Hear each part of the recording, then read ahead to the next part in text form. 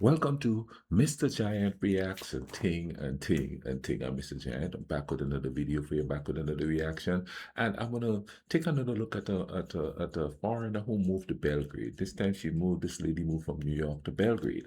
One of the things that one of the reasons why I decided to watch this is because there's a word in Serbia called ENAT. You know what I mean? And she, at some point, I do believe is going to try to explain ENAT on this. So I want to hear what a foreigner think ENAT is in Bulgaria because they say there's no problem. There's no. I watched something with Nicola, and he said there's no real translation for it. You know what I mean? So let me hear how she's going to describe it. Plus, she's going to talk more about living in Serbia. Let's go ahead and YouTube and Simmer and check this out. They're pretty interesting to Country. get it. It's very complicated, but I think that everyone should learn about Serbian history. Meet Lisa. Nearly 5 years ago, she moved from New York, USA to Belgrade, Serbia. Now she lives with her Serbian husband and their son and works as a freelance journalist. Lisa shared her experiences as a black woman in Serbia, how life in Belgrade compares to life in New York, and how to handle the famous Serbian inat. Enjoy! All right. What's the best part for you in living in Serbia? Being from New York, you can't always walk freely and feel safe. There's so many people, there's so much going on, it's so loud. It's not really very peaceful. I mean, my town, the story it was, but still, like, you're never quite safe. Where I like the fact that I could be walking around the street at any time and I don't have to worry about being shot or, being attacked at any moment. It's peaceful, it's quiet. I like the small towns. I think people think I'm crazy. Even Belgrade to me is a lot of people.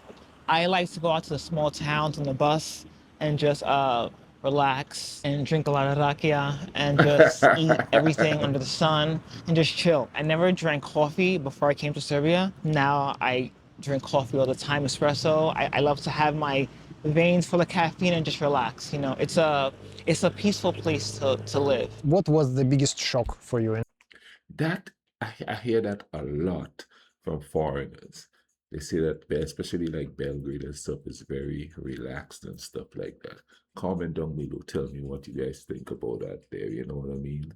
Uh, which is kind of odd compared to what people would think of Serbia, but they live in there. Said peaceful, could walk any time of the night and thing like that, you know? Hey, In Belgrade when you came here? Inat. What is it? The best way to describe Inat is stubbornness. It's a particular stubbornness attached to Serbs. You see like that height up there. Yeah. Clearly no one can jump that height. If you tell a Serbian person there's no way you can jump that height, I swear to you, that Serbian person will find a way to do it. Like Inat is incredible. It needs to be studied by professionals because it's something that is incredible. Next time when I come to bank, I know what to say to cashier. I say to her, you cannot do it in 15 minutes. What about everyday culture in New York? yeah. So it's that stubbornness, you know what I mean? You can't do it, they're gonna do it. They're gonna go up there and they're gonna and they talk a lot about it in sports, you know. If they come up against a giant of a team, you know, like the USA basketball team, you will never win. The Inat steps in and they just go out there and they throw it all out there, you know what I mean? And I'll guarantee you that this sort of falls into everyday life too, you know. Oh, you can't be a doctor. Boom, they're going to be a doctor. Oh, you cannot get this education and stuff like that. Go to university. Boom, you know, they go, they do it, you know. I think that would sort of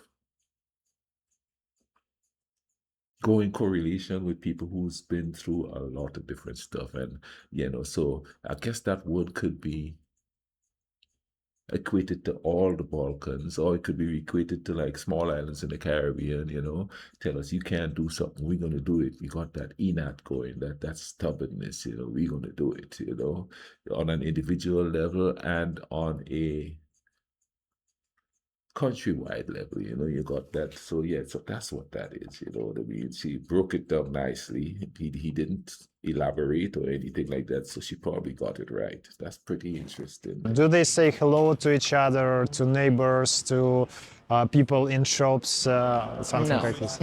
Everything about being a New Yorker and being in Belgrade, as far as culture, was the opposite. And I think I may seem rude sometimes also because I don't really do that. Like I don't really say hello to my neighbors so much. I try, but it It's feels weird. difficult to you to It accustom. is, yeah. I think Serbia can change people. It's changed me. How did it change you? I mean, it's made me a stronger person for sure. I feel The saying hi thing, that's not just New York.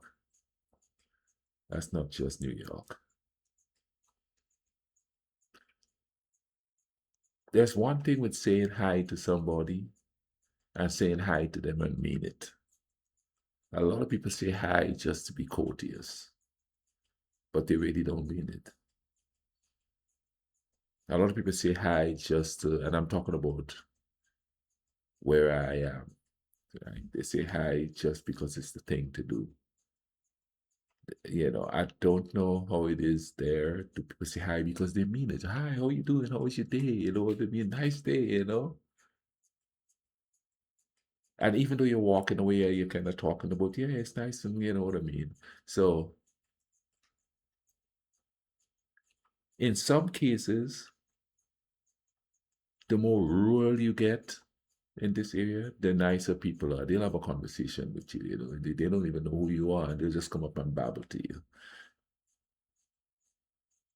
New York, I lived in New York for a year, and there was some very nice and friendly people there.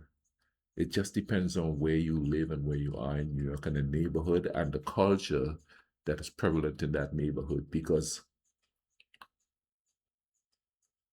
it has a lot to do with culture, where you go to Manhattan and everybody's like, then you go to certain parts of Brooklyn and it's like, hey, how you doing? Come, man, we having some food, come eat and stuff like that. It's a matter of where you are in New York. For my experience in New York, people were pretty friendly, and I lived there. I didn't just pass. I didn't just like visit. I actually lived there. So like if something does happen, I definitely won't fall apart, being that I've been here.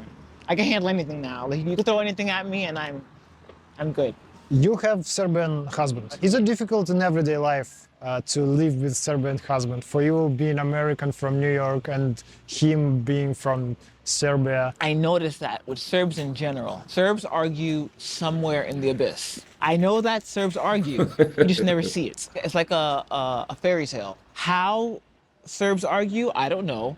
I don't see it. I feel like for New Yorkers, we're gonna argue right in front of you. Oh, You're yeah. gonna hear it, you're gonna see it outside, out Loud. the window. Yeah. It's everywhere. We're gonna fight now. Where in Serbia, it's very like, never bring your garbage outside type thing. Like everything is done, and that's very different between us. Like I'm ready to fight, and like I'm not shy to argue in public, where that's a no-no here. Like you never see that. I've never seen my whole 12 years being here. I've never seen a Serbian couple arguing in the street. Just crazy to me. In New York, as soon as you get off the plane, as soon as you get off the plane, you're gonna see couples like fighting it out. Like that does not happen here. Do you like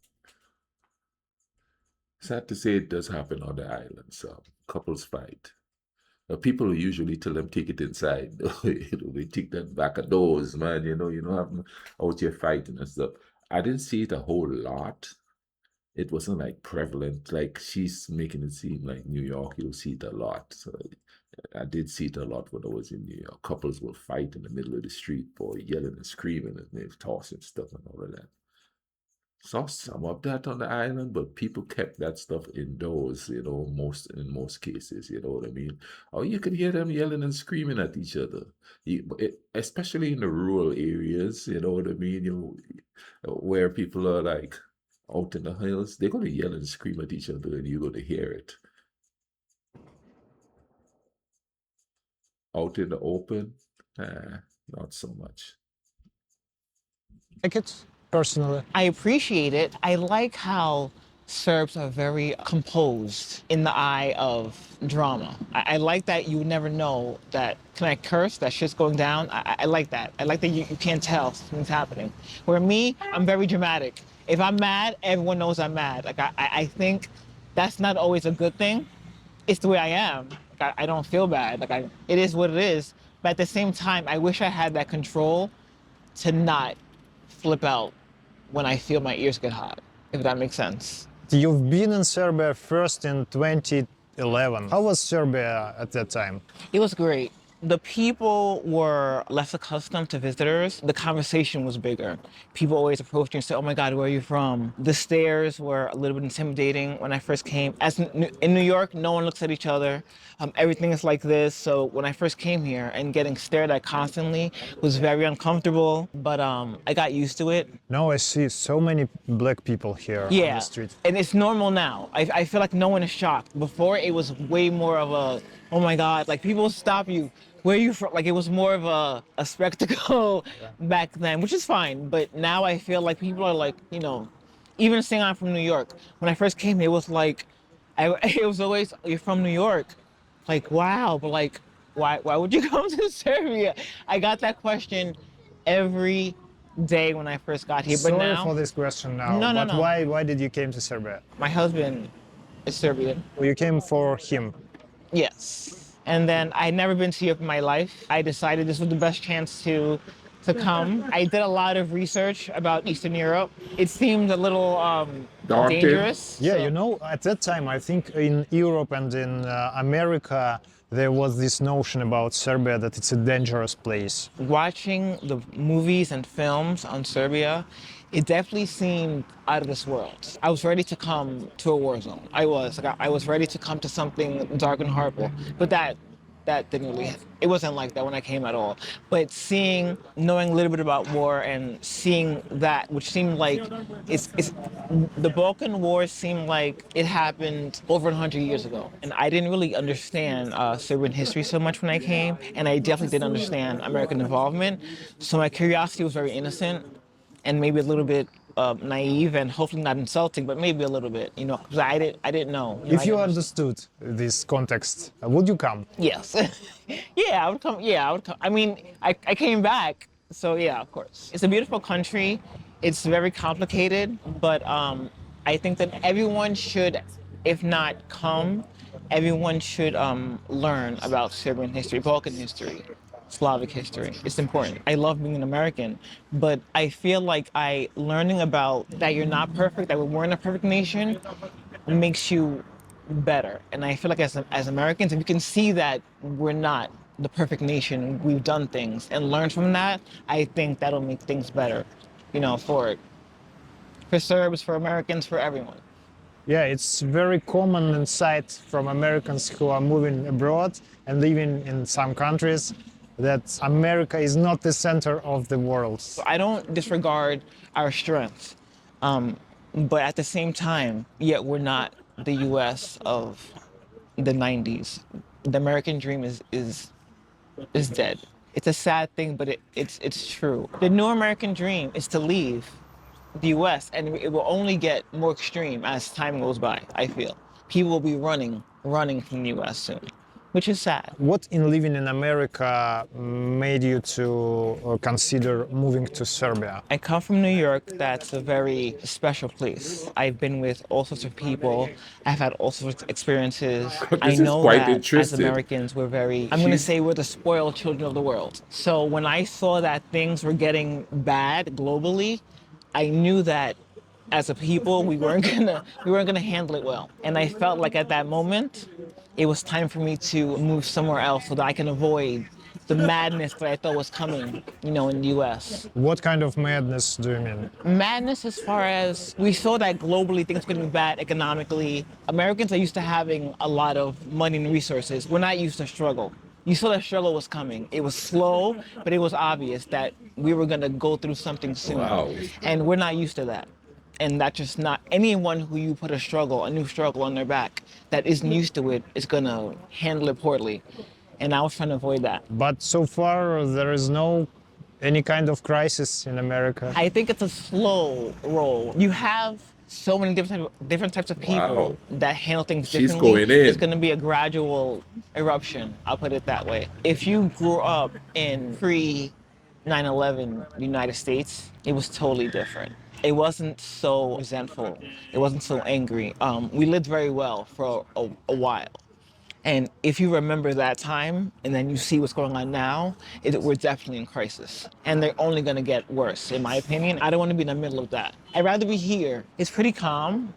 And there's something great about living amongst people that are used to hardships. It's different. You know It's that when different. things get It's difficult, different. it's not going to be such a dramatic situation. From the True. career point True. of view, the places like New York, it's a big point of attraction for people in art, journalism, technology. Right. When you come to Belgrade, it seems you like constrain yourself with something because you're far away from these big cities. Have you considered this point of view As when far you? as That's where the Enoch comes in, you know what I mean? They've been through so much, you know what I mean? Survived so much.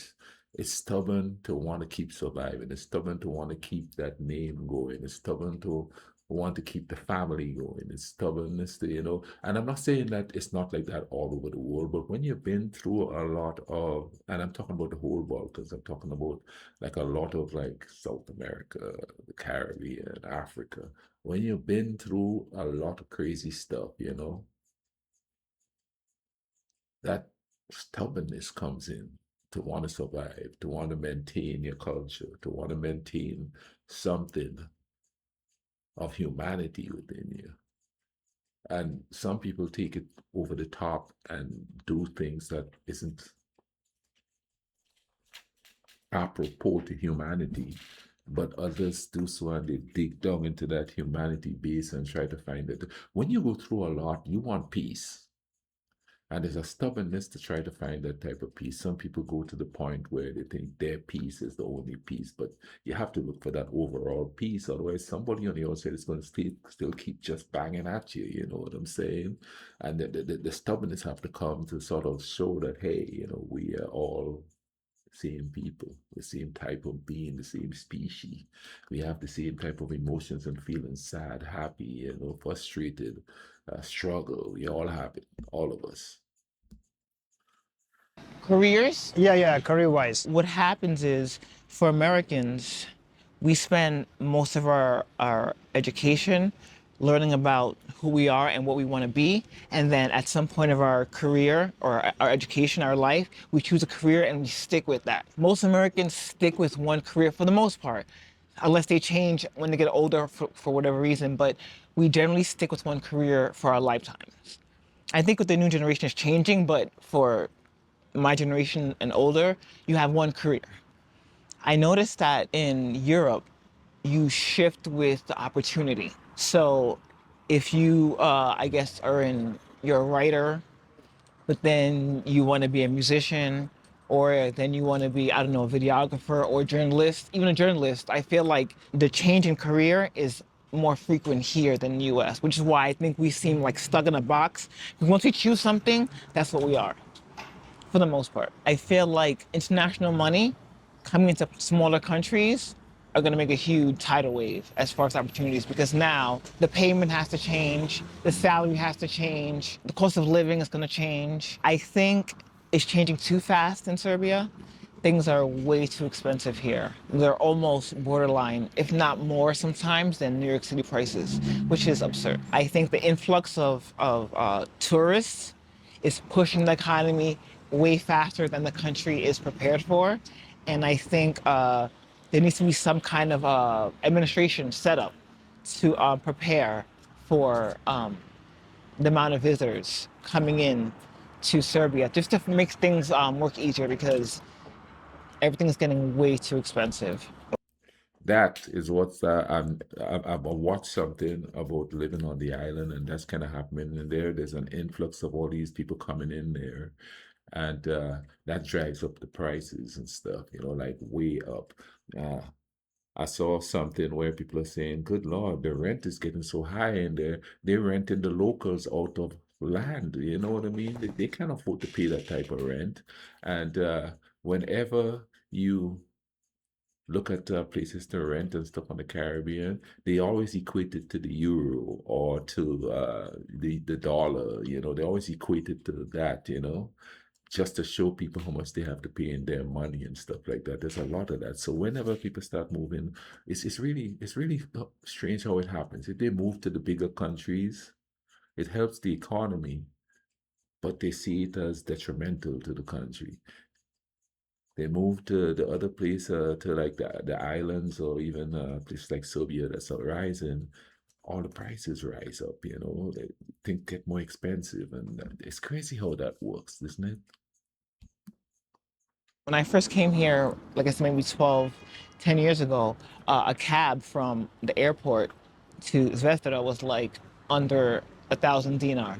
Now it's well over 4 or 5 thousand. Yeah. That's Wow. crazy. What's the worst thing for you in Serbia? Me coming as a black person, there was so much stereotypes and just ignorant comments being made that I had to understand that it wasn't a personal thing, but sometimes it was like, no. I feel like people don't really get to know me as an individual.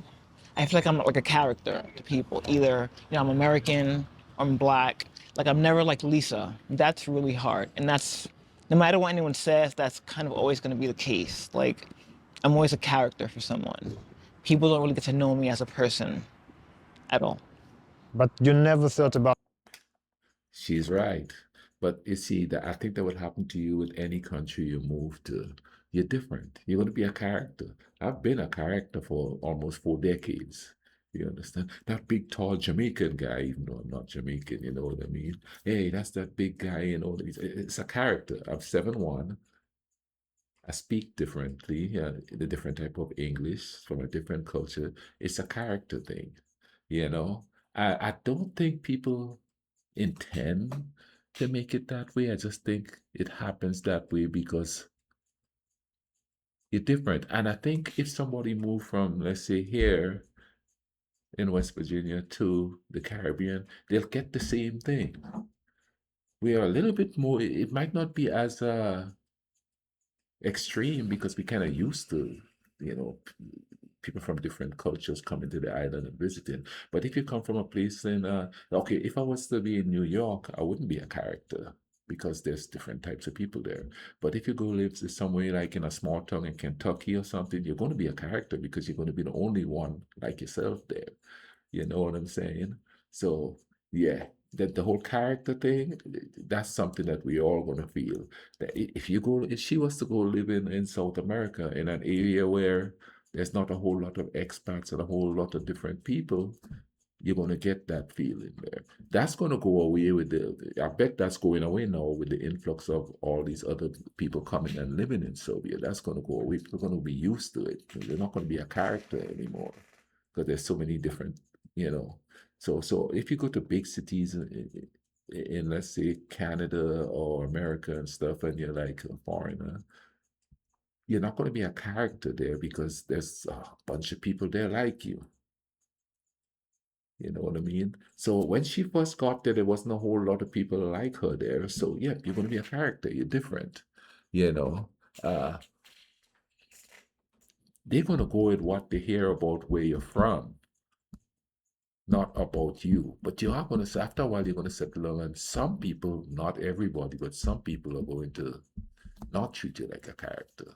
And I know that feeling, get treated like a character all the time, all the time. People hang around because you're different, not because they want to get to know you. They're there because you're different. about going back to New York? Seeing what's happening in the US, and New York is in such bad shape. I went back a few months ago to visit, and it's just not. It's dirty. Most of the New Yorkers have left. So it's not even the New York spirit, the heart of New York is gone anyway. It was very much the city of dreams. Everyone was an artist. Everyone had some big dream to be something. I feel like now it's all about just money, money, money. It's just about, suck the life out of everything and leave. The dream is dead. So, and that's what I loved about New York and the US. I love the dream, I love the opportunity. And now it seems like there's more opportunity here. Not yet, but coming. When I left Belgrade, I needed a break. But when I came back, I was ready to come back. So I feel like this is like my home now. Yeah. A lot of the things that that people explain about being in Serbia could be explained about being anywhere if you're different. I got stares a lot. I I have an out, you know, I'm 7'1", so yeah, people gonna stare. But you know, I think if I was like ordinary height, they would stare anyway. But they go, oh, say something in your language. Say something in your language. You know, I get that all the time. And of course I go, hello, and they go, no, no, your language. Hello, I speak English. That's the language, you know what I mean? But yeah, the main thing that you take out of people moving to Serbia is that they seem to see they feel a lot safer there, which is kind of ironic to a certain degree. You know what I'm saying? But I like this one. She was really transparent about how she felt about things, and that's kind of cool. I like this one a lot. I hope you guys enjoyed it. Drop a like on the video, comment down below, tell me what you think. Hope you guys are having a great day. Let's bring some peace to this world, okay?